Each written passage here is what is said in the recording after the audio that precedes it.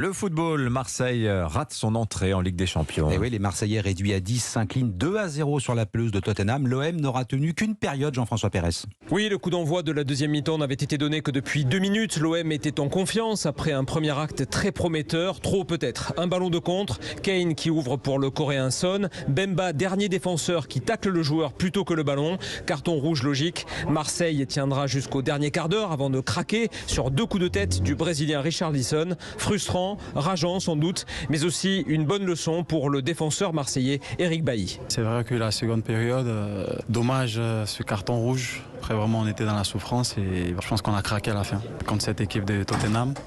Déjà à 11, pas facile. En plus à 10, c'était vraiment compliqué. Marseille défait, mais Marseille digne de la Ligue des Champions. Sur le terrain au moins. Dans les tribunes, la fin de match a été marquée par de nouveaux et consternants incidents. Une banderole LGBT arrachée, des jets de projectiles et même un fumigène lancé du parquage marseillais vers les supporters anglais.